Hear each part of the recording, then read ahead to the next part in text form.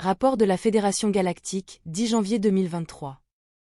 Bonjour, mes amis, merci d'être ici avec moi encore une fois. J'espère que vous allez tous très bien. Je suis Marie. Cette information peut être considérée comme de la science-fiction, ou comme le spectateur le voit le mieux, et je la publie uniquement à des fins de divertissement. Cependant, je prends mes informations très au sérieux, et pour tous ceux qui ont des yeux pour voir. Dans ce genre de vidéo, et surtout dans la dernière, je dois utiliser des termes et des noms humains là où ils sont nécessaires pour me faire comprendre de vous tous, et c'est constant partout car je n'ai pas d'autre choix. Je dis cela seulement pour que vous ayez cela à l'esprit pendant que je continue. Tout d'abord, si vous êtes nouveau ici, et sur ma chaîne, je vous conseille de regarder mes autres vidéos sur ce sujet. Je placerai des liens vers certains d'entre eux sur votre écran, en haut à droite, autour de maintenant. Plusieurs grands vaisseaux spatiaux du Conseil d'Orion sont arrivés en orbite haute de la Terre, surtout ici pour assister au détachement étortant et à son audit de surveillance, ou peu importe. Je tiens à souligner qu'il ne s'agit pas d'une force d'invasion. Il s'agit simplement d'un très grand groupe diplomatique composé de plusieurs races d'Orion, du moins officiellement car nous sommes tous méfiants des autres intentions, comme vous le savez. Et bien que les races soient connues, nous avons décidé qu'il est préférable de ne pas les publier, du moins pour le moment, car il est préférable d'être prudent en ce moment. Pour la même raison, je dois omettre d'autres noms, ceux de personnes connues et de politiciens terriens. Il y a eu une intense activité tout autour de l'Antarctique ces derniers jours, et cela continue jusqu'à aujourd'hui. Un trafic aérien intense de jets privés a été détecté, d'avions militaires, et d'innombrables vaisseaux spatiaux se déplaçant dans la région, et cela a même été corroboré par des témoins oculaires du sol, dans l'hémisphère sud, qui ont détecté presque des essaims de vaisseaux spatiaux en formation à haute altitude, venant d'eux, ou sortant de l'Antarctique et se déplaçant vers le nord. Bien que nous n'ayons pas une ligne de vue directe sur la région de l'Antarctique car notre orbite est plus équatoriale, le contrôle du trafic spatial tient informé le département de navigation de notre pont de contrôle des positions de tous les vaisseaux spatiaux suffisamment proches de nous. Surtout pour éviter une collision, et grâce à ce système, nous pouvons voir que le trafic aérien et spatial vers l'Antarctique est très intense, à la fois de ce qui entre là-bas et de ce qui en sort. Tous les avions, y compris les vaisseaux spatiaux, et quelle que soit leur race, utilisent un émetteur d'identité appelé transpondeur, qui permet aux autres de savoir qui est qui, la trajectoire de vol, la destination, etc. Notre centre de navigation sur le pont du Toleka indique que la plupart de ces vaisseaux spatiaux entrant et sortant de l'Antarctique sont des Alphraciens, Centauri, bien qu'un nombre croissant ait des codes d'identification du Conseil d'Orion. Je viens de recevoir la confirmation que le détachement étortant a tenu des réunions dans les profondeurs de l'Antarctique avec des dirigeants mondiaux et de la cabale, utilisant la technologie de présence à distance, ce qui signifie sous forme d'hologramme 3D haute définition, et non en personne. Mais il y a une réunion très importante prévue pour ce week-end, où les étortants ont décidé d'y assister en personne. Il est pertinent de dire que le secrétaire général des Nations Unies et le président chilien se rendent en Antarctique depuis novembre 2023, bien qu'il soit officiellement déclaré que ce n'est arrivé qu'une seule fois. La Fédération Galactique a officiellement déclaré que les sujets des réunions et des audits en Antarctique sont les médias et les communications, y compris l'intelligence artificielle, le changement climatique, la gestion de l'énergie et la fourniture des ressources mondiales, les chaînes d'approvisionnement en santé et en alimentation, et la distribution mondiale du pouvoir à travers le contrôle gouvernemental des sociétés.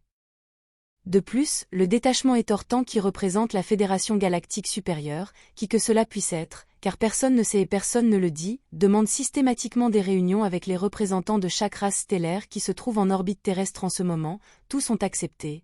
Ils sont tous allés parler aux étortants dans le vaisseau Biosphère Viera, qui leur demande ensuite également une visite d'inspection de leurs principaux vaisseaux spatiaux.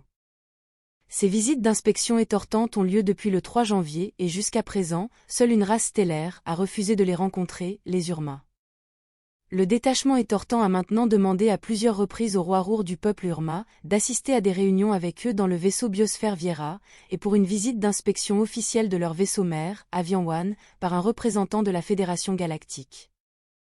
Les Irma ont officiellement déclaré qu'ils ne coopéreront pas avec un détachement de la soi-disant Fédération supérieure s'il est représenté par la race des étortants, ou par toute autre race d'Orion, et si toutes leurs questions ne sont pas répondues à leur satisfaction féline.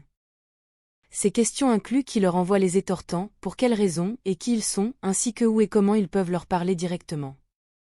Le roi Rour a officiellement déclaré aux étortants que toute autre insistance sur ce sujet sera accueillie avec la même réponse, et toute tentative de les contraindre à se conformer sera considérée et prise comme un acte de guerre contre le peuple Urma. Il demande également à ne pas être dérangé à nouveau par les mêmes absurdités détortantes de la Fédération galactique douteuse, car il est occupé avec des choses plus importantes, comme sa sieste de midi. Les étortants immuables et sans émotion n'ont répondu qu'en insistant sur leur demande, et le roi Rour ne répondit qu'à nouveau avec ses mêmes exigences inflexibles. Quant au peuple de Tegeta, le détachement étortant a demandé à la reine Alénime de les rencontrer en personne à bord du Viera, car elle est également la représentante officielle, une ambassadrice du conseil d'Alcyon ici, dont les Tegétiens sont membres.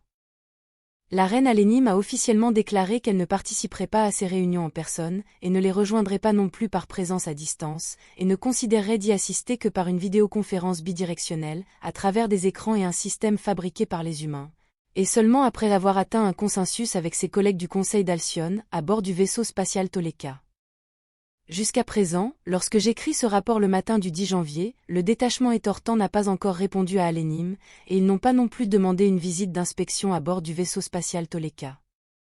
Quant à la lettre que nous avons publiée ici sur ma chaîne, ainsi que tous les autres messages que vous avez tous envoyés, il n'y a eu aucune réponse du tout, et connaissant leur façon d'agir, je ne m'attends honnêtement pas du tout à ce qu'ils répondent, mais nous savons que l'équipe de soutien des étortants, principalement de la race alphracienne ou Centauri, écoute et surveille ce que notre groupe partage, transmet et fait. Nous savons qu'ils écoutent puis transmettent un rapport de ce que nous faisons et de ce que nous disons tous, à leurs supérieurs étortants. On nous a informé que le deuxième commandant étortant est tombé malade et délègue maintenant son travail et son emploi du temps à d'autres étortants de leur groupe de soutien, jusqu'à son rétablissement. Je ne dis pas son ou ça car les étortants n'ont pas de genre, c'est pourquoi je n'ai pas d'autre choix que d'utiliser le mot il. Quant au Toleka, les réparations sont bien avancées, bien que l'estimation soit qu'elles prendront encore plusieurs semaines pour être terminées, mais tout est sous contrôle ici, et nous allons tous bien, en bonne santé et de bonne humeur. Cela sera tout pour mon rapport actuel, comme toujours je vous tiendrai informé de tout développement ultérieur. Comme toujours, merci de regarder ma vidéo d'actualité du Toleka, et de liker, partager et vous abonner, j'apprécie beaucoup, et j'espère vous voir ici la prochaine fois. Prenez soin de vous. Avec beaucoup d'amour, votre amie Marie Soiroux.